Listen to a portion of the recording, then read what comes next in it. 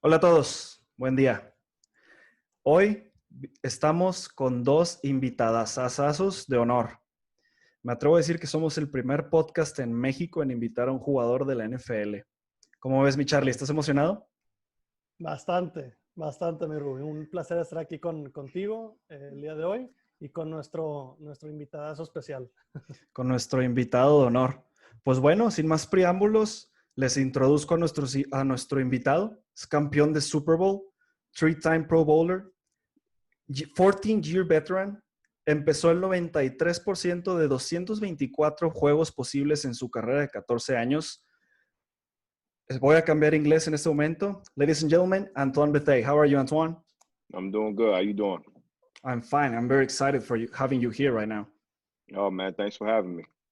Are you excited for being the part for a Mexican podcast or of the NFL? Yeah, man. It's my first, man. So I'm excited. I think it's actually the first for the whole country. So you're making history right here, man. Oh, good, For sure. good. So before we get started, I was wondering if you could tell us about your podcast. So Antoine has a podcast of his own. His podcast, the Man to Man Pod. So can you tell us a little bit about it, man? Yeah. So like you said, it's the Man to Man podcast. Myself, along with one of my former teammates, as my co-host Darius Butler. And again, we took a spin off Man to Man. Obviously, we know that's one of the coverages that we play in the NFL, man to man coverage. Myself and Darius, we both play DBs. So we were just thinking that a lot of times people have podcasts, but they talk about solely just the game of football.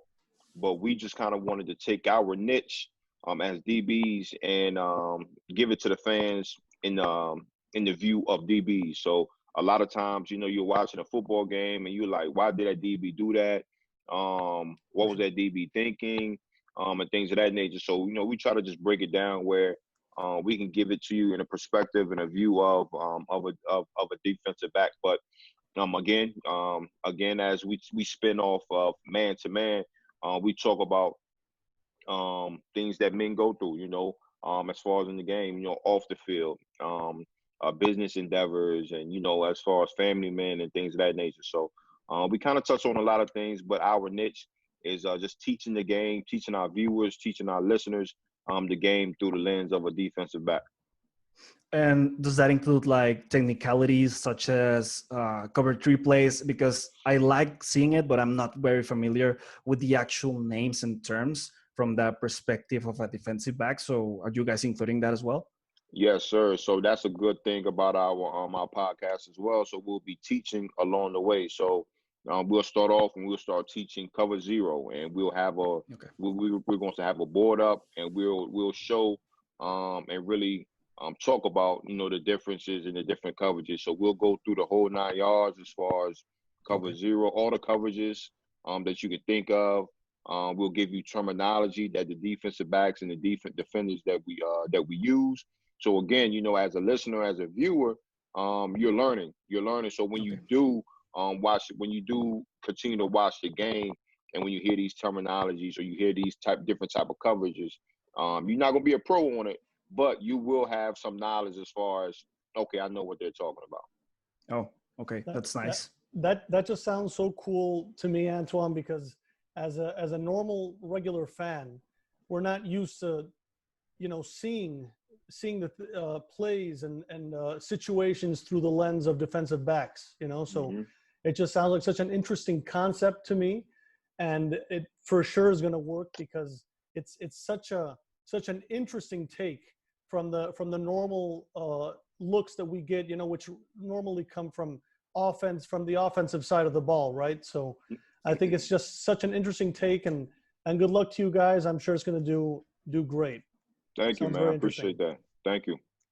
Totally. Okay, so moving on a little bit, I wanted to ask you first off. So we know you were released by the Giants back in March. You're officially a free agent again. So just kind of wanted to ask you what your plans are for this coming season. Are there plans to maybe be playing again, suiting up? Do you have possible offers? or what's the plan so far? If Yeah. however far you can go. Tell us. Yeah. No, the plan is definitely to play. Obviously with this COVID-19, man, we're not really Yep. sure how things are going to go. But for me, I think it's a good situation for myself, just being that I am going into my 15th year. I am at this point, I feel as though, like I said, I think I'm in a good situation with going into training camp. Even if I'm not on a team at the beginning of the training camp, in the middle or towards the end of the training camp, I can kind of decipher and see which if there's teams that's reaching out, which is the best fit for me. So I have my agent has been talking to a handful of teams. So we'll just see once training camp gets going. We'll see how it goes. Oh, nice. Physically, how are you feeling right now? I'm feeling great, man. I'm feeling great. I'm training every day. I'm running. I'm whatever movements I need to do as far as defensive backs, I'm doing that. I'm lifting, man. So I'm feeling really good. Very cool. Okay, so moving on a little bit, I'm gonna rewind here back to your rookie season. Yeah. So I am a huge Colts fan, have been for the past 20 years. So before Manning actually took off on his career and made the Colts, popular like he did. So rewinding a little bit to 2006, your rookie season. So you get to come in and become a Super Bowl champ your first year. And as a Colts fan, what the one thing I remember so clearly about that season is how we start off 9-0, just going through everyone like no big deal. And then we have that big loss in Dallas, which I was lucky enough to be in the stadium. I was a witness to that game, fortunately enough. Okay. And then things kind of go downhill from there. So we close out the season, I think 3-4 it was, to finish up 12-4, if I'm not mistaken. And then, we go into the playoffs, not really knowing what's going to happen. The last thing on my mind was a Super Bowl for that season, at least. So I wanted to ask you, it's kind of a two-part question. So the first part is, what happened to the team after that loss to the Cowboys? Why that slump after starting off on such a good note and good level of play through the first half of the season? And then the second part is, what happens in the playoffs to make this team regain rhythm, especially defensively? I mean, the defense is what really picked this team up through the playoffs and allowed this team to become champions.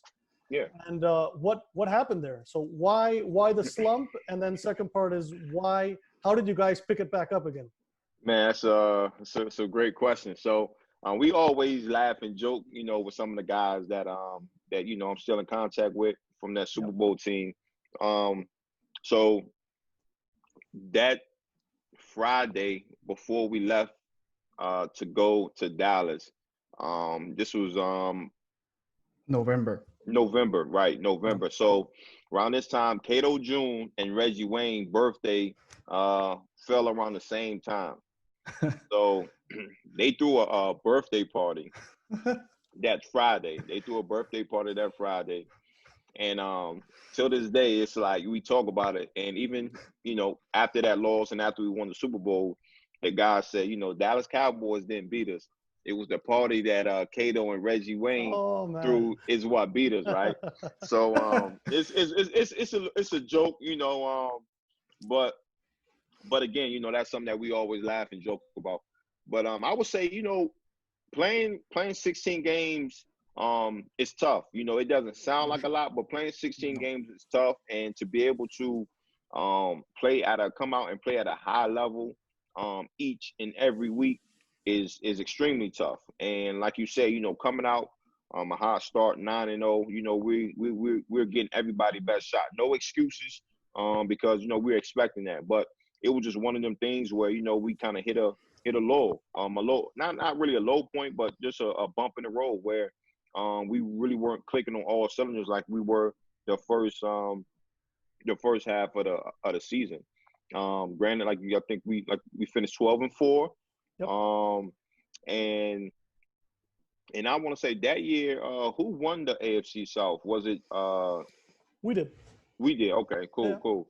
Mm-hmm. So, after that, it was I'm trying to think. After that, we played The You Chiefs, mean right? the in the Chiefs. We regular Was the played season Chiefs. Chiefs. or We played playoffs? Chiefs in the regular in the playoffs. We played the Chiefs, Playoffs. The and at wild that card. time they had Larry Johnson.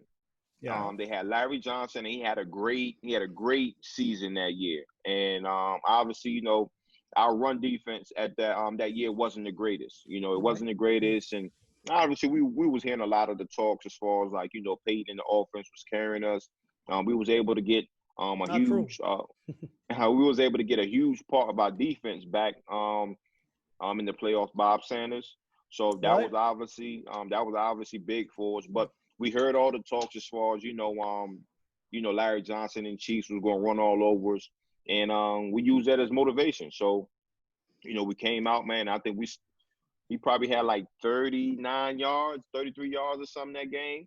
And Man, the you didn't allow them to get a first down through the first half of that through the game. first half, They got yeah. their first down until the third. I think 7 minutes left in the third quarter, if I'm not mistaken. Something like Yeah, that. man. Yeah. So Yeah, I have the stats here, and you guys only allowed 44 yards in the entire 44 game. yards rushing. Yeah, 44. Wow. Yeah. and So 82 yards passing. So it was a really good defensive game. really, really good defensive game, man. And then I think from there, it just kind of set the tone for us defensively go out throughout the playoffs. I think our next game we went up to Baltimore. Yes. We went up to Unlimited 2 field Baltimore, goals. had them to 2 field goals. It was a game of field goals. We kicked Yep. AV out of Vinatieri. He kicked Yep. 5 field goals. 5 field goals. Yes. And they kicked 2 field goals. So again, Yes. it was a good defense performance. I would say by both teams. Yep. Agreed. Teams. And then from there, man, we had I The think, Patriots. as we That say, comeback. that was our Super Bowl. Yes, it was. We played Yes. we played the Patriots, man. They came in the house, man. They had us down, and we was able to make a good comeback, man. And Marlon Jackson was able to seal the game with that interception. And obviously, we go up to Miami. We'll go down to Miami, play the Bears, another good defensive team. I think we were confident as far as our defense, how we could play against their offense. We knew they had a 2-headed monster in the backfield. They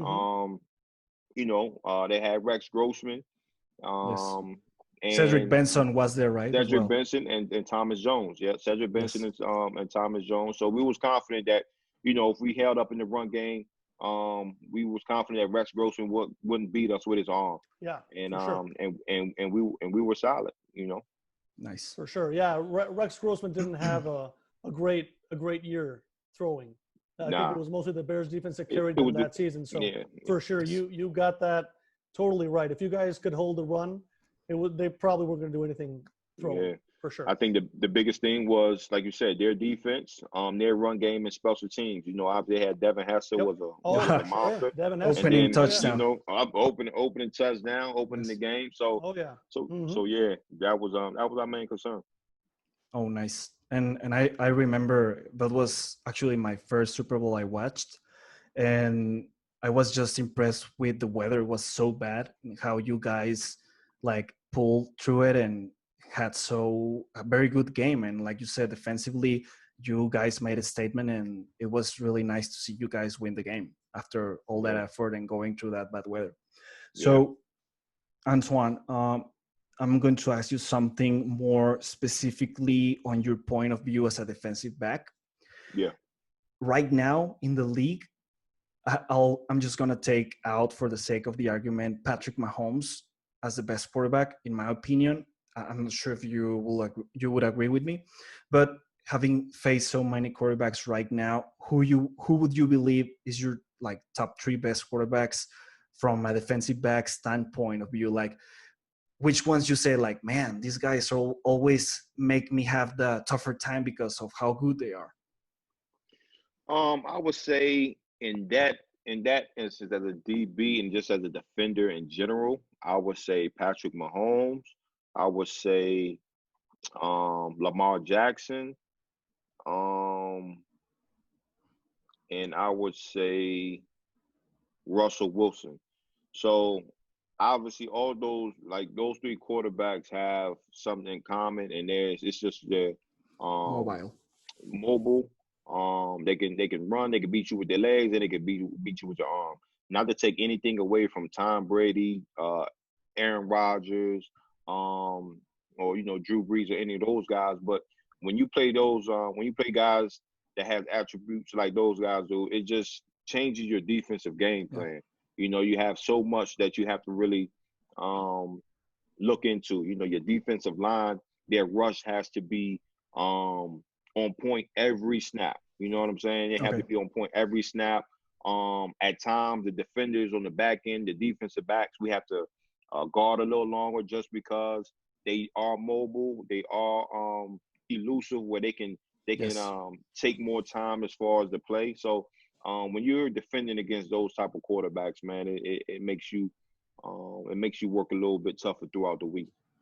And for example, I just curious on your point of view as a player, because from the fan base, a lot of the fans don't like Dak Prescott.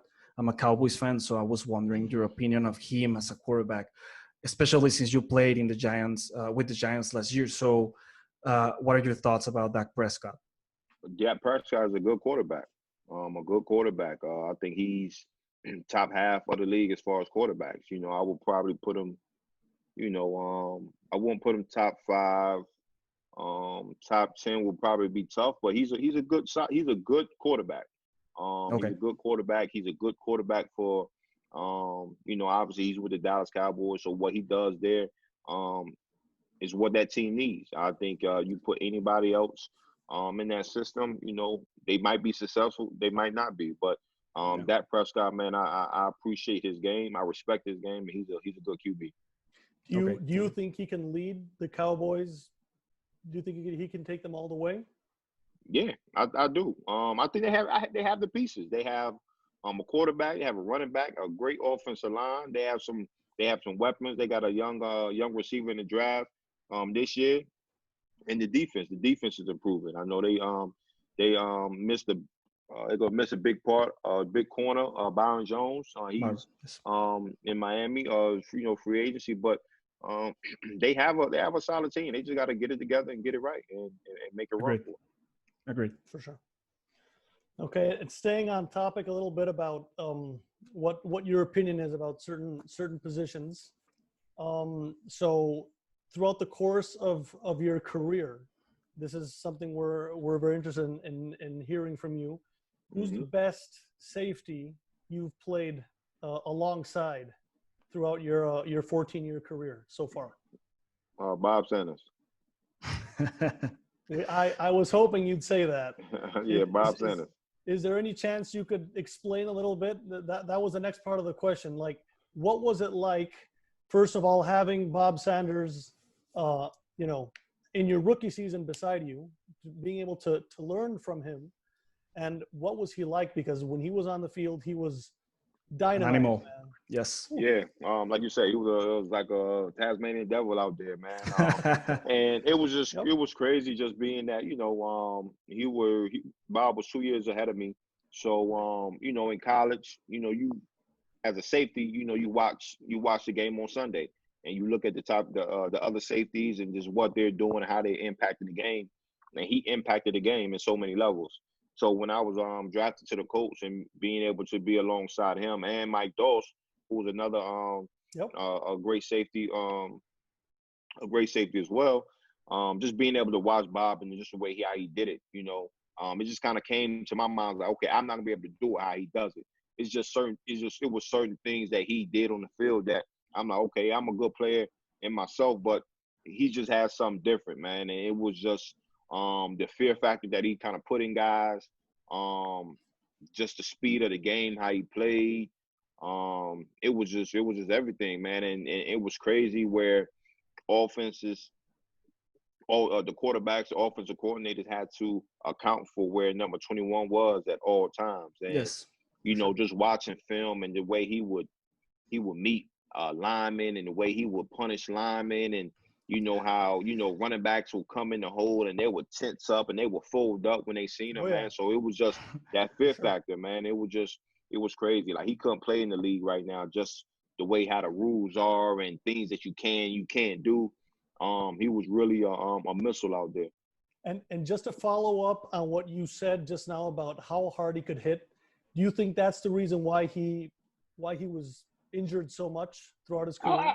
I mean, I think it was, I think some of it is bad luck. I think it's a lot of guys out there that play hard and are just fortunate enough that don't go through a lot of injuries. I just think it was unfortunate. Like yourself, for example. It was just, yeah, it was just one of, I just think it was just one of them things just of how he played the game. And that's my, my hat off to him. He played the game the way the game was supposed to be played. And Agreed. Yeah, I've seen. I recently saw a video that talks specifically about him, and I was just too young. I was like 12 years old when he played in that Super Bowl, and man, like he just didn't care at all about his body. He just threw himself out there and do whatever it took to stop anyone who had the ball or just to like take away the pass. He was incredible in my opinion, and it's really a shame that we didn't see him to play at the high level that he did in the year 2007. I believe he was the defensive player of the year. So yeah, he was a really good safety. No, it was definitely for sure, man. Without the injuries, he's definitely a Hall of Famer. Agreed. Absolutely. Totally Absolutely. agree. Yeah. And talking specifically about safeties, I'm curious again from your point of view, who do you think the top safeties are right now in the league? From your opinion, like names, I don't know. Yeah, like right now. I would say Jamal Adams, Tyrann Mathieu, Derwin James, maybe. Derwin James. I was thinking, Derwin James. I like my guy in Arizona, Buda Baker. I don't think his name get talked about. I would say Kevin. I don't want Byard, from Tennessee. From Tennessee. Yes. Yeah. So I would say, even Devin McCourty. I don't think he get talks. He doesn't get talked about a lot. So it's a couple guys out there that I would definitely say. Minka Fitzpatrick. Can't forget about him. He had a good year, going to Pittsburgh. So there's some good guys out there. And then even, I think this year, look out for Jabril Peppers, man. I think he's gonna have a good year, his second year in New York. So your teammate, right? Your ex-teammate. Yeah, my ex-teammate. Yeah. Nice. I have a question that I finally get the chance to ask someone who's played for him. So I'm just so curious to know what it's like to have played for Tony Dungy. Such an example, and in my opinion, for as a head coach, such a calm guy. A very weird trait to see nowadays in head coaches in football. So just kind of wondering what your take is on Coach Dungy and the impact he had on you guys winning the Super Bowl and just creating that entire Colts culture in the 2000s.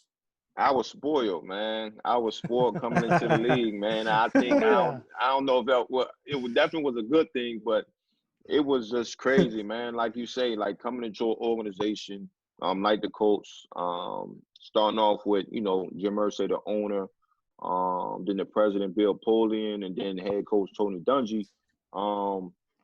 It was just a top-notch organization. And then being able to walk in the locker room and you have guys like Reggie Wayne, Marvin Harrison, Peyton Manning. You know what I'm Dallas saying? Clark. So for me, Dallas Clark, Jeff Saturday, that's just from the offensive side of the ball. I didn't even mention, White Freeney, Mathis, you know what I'm saying? Mathis. So as a rookie, man, walking into that building, man, it's just like, it's legendary, you know what I'm saying? So, but then to have a head coach, like you said, like Coach Dungy, man, who believed in his faith. He was really a family man.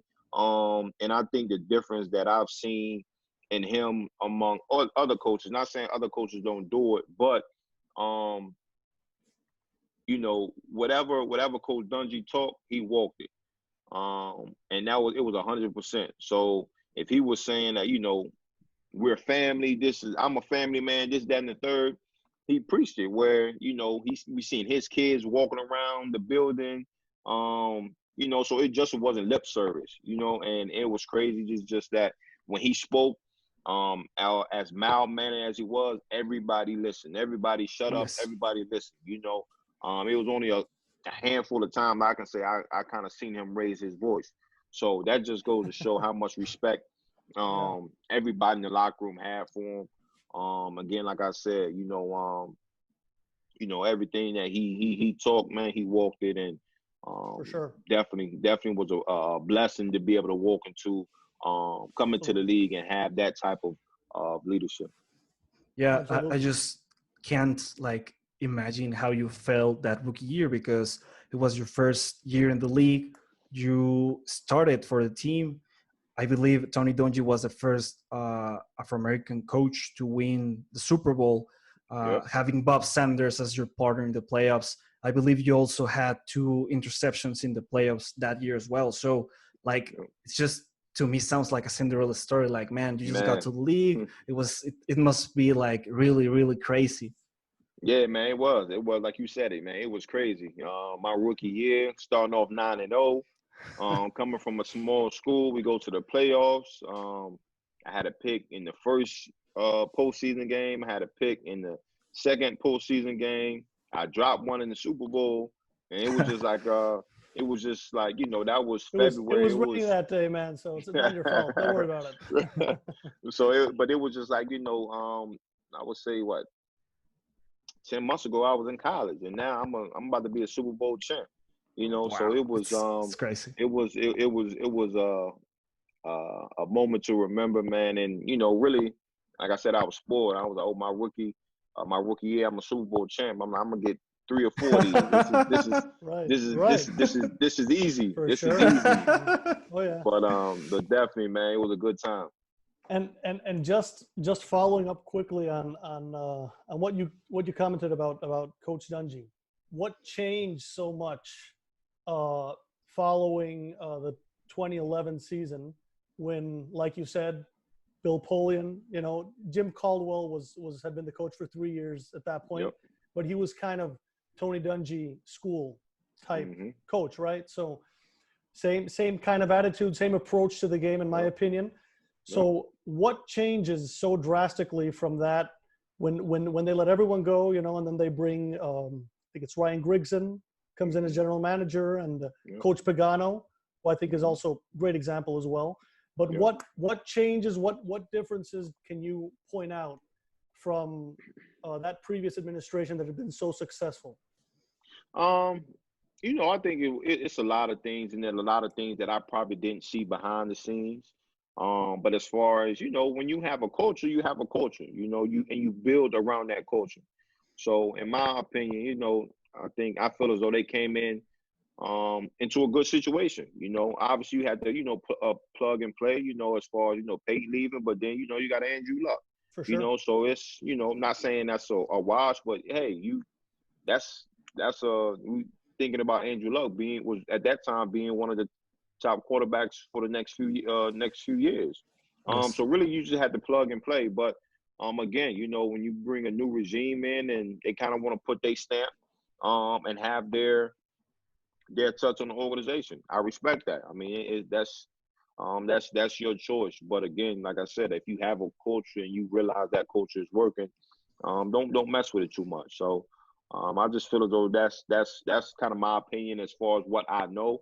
I'm pretty sure some things were happening in the behind closed doors that maybe the players don't really know much about. But just as far as the culture and what how that was kind of tweaked at that time, I think that plays a big part in what was happening. Just before Ruben, before you go on, I'm going to put you on the spot really quick, Antoine. Do you think the Colts made a mistake letting Bill Polian go? Yeah, I do.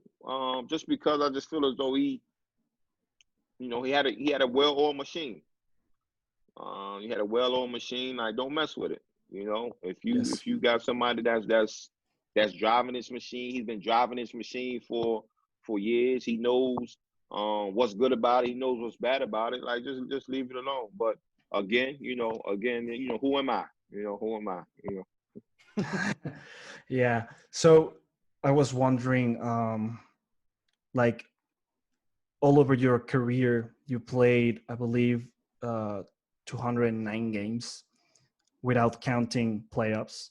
So that's a hell of a lot of games. Like for any career to play 93% of your games and being in such a demanding position like a safety, dude, you're like really, really like, wow. My respects, my friend. Appreciate that.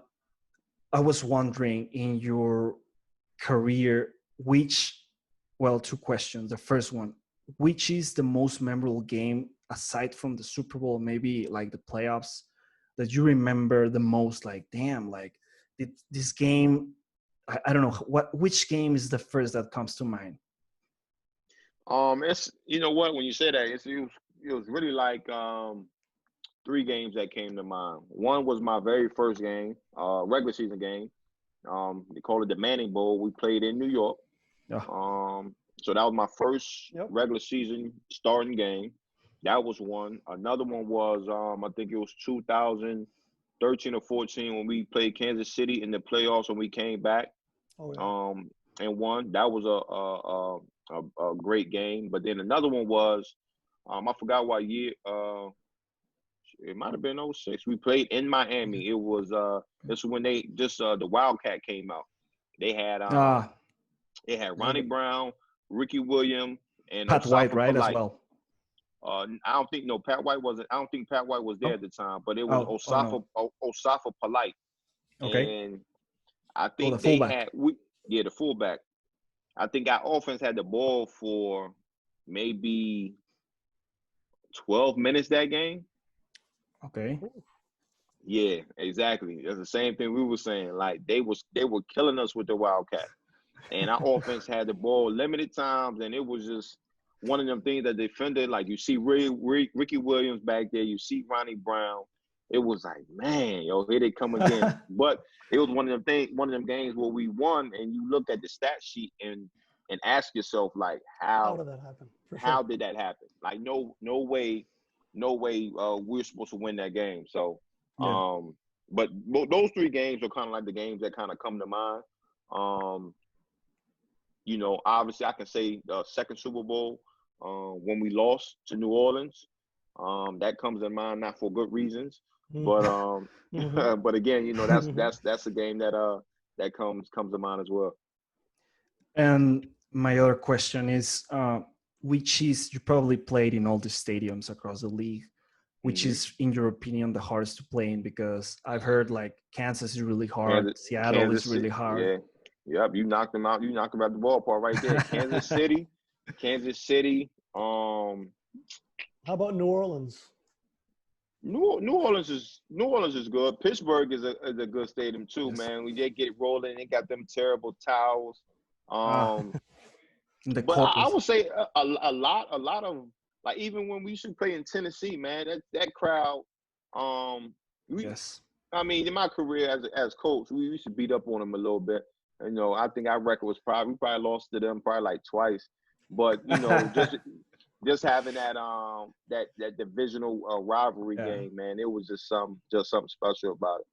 Yeah, like you said, you probably lost to them twice. And I just remember when Pat McAfee came into the draft and he said, like, hey guys, you probably don't know me as much because I never punted against you, but hey, here I am. So yeah, you're right about that. Yep. So Antoine, sorry, what were you saying? Nah, I ain't saying. I'm trying to charge this. My. Are you good? So before you, our time runs out, Charlie, you have another question, right? Yeah, you just touched on that Super Bowl loss to New Orleans. So yeah, it's definitely not a happy memory to bring up.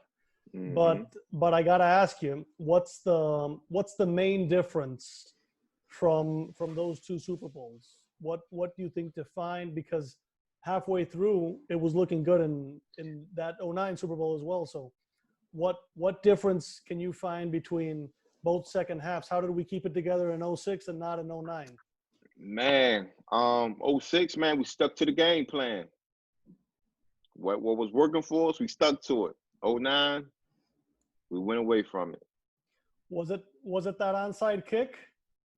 I mean, that definitely, was the moment? that definitely threw a wrench in it. You know, it kind of, Yes. it definitely threw a wrench in it. You know, Yes. the momentum shifted right then and there. The momentum Yes. shifted, but I think we could have withheld that. You know, I think we were still capable of, you know, overcoming that. But I just feel as though offensively and defensively, I just think we're just two different teams in the first versus second half.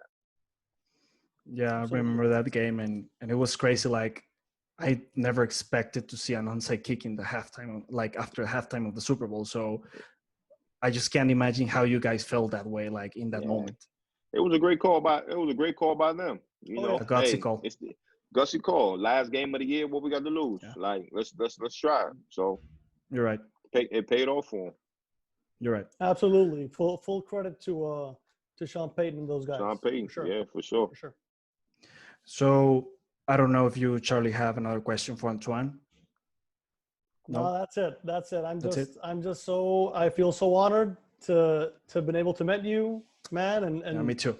And thanks so much for coming on and giving us some time to just kind of pick your mind a little bit. Oh man, Yeah. no problem, so much, man. We gotta do it again, man. I appreciate you guys. No, for man. sure. We gotta do it again.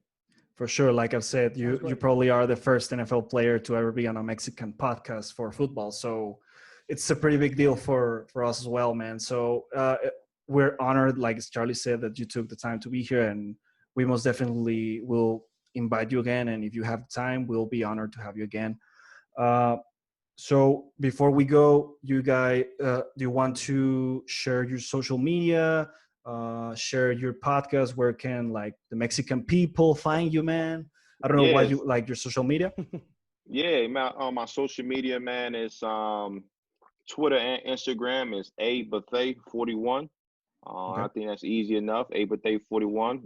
Podcast you can also see.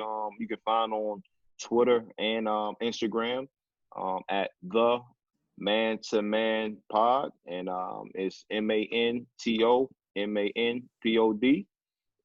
then again on as far as the pod, you can catch it on Apple, Spotify. If anybody has Anchor, you can catch it on Anchor as well. So definitely give us a shout, follow us, ask questions, whatever the case may be. We're here to educate the listeners, and the viewers. So just holler at me. Okay, thank you very much, man, and I'll definitely do it on my Instagram as well. Give you guys a shout out, and like I said, thank you very much for being in our podcast. We deeply appreciate it, Charlie, my co-host. Thanks so much again, Antoine, and good luck on your show, on your podcast. Very interesting. Much luck to you guys. Thank you. Bueno, pues muchísimas gracias a todos nuestros audioescuchas por habernos escuchado el día de hoy con nuestro amigo Antoine Bethea. Les dejo nuestro Instagram, es gdc-podcast, y cualquier pregunta, cualquier duda que tengan, ya saben dónde nos encontramos. Muchas gracias, Charlie, por acompañarnos. Gracias a ti, Rubén, y gracias a todos por escucharnos, y los vemos por aquí pronto. Adiós.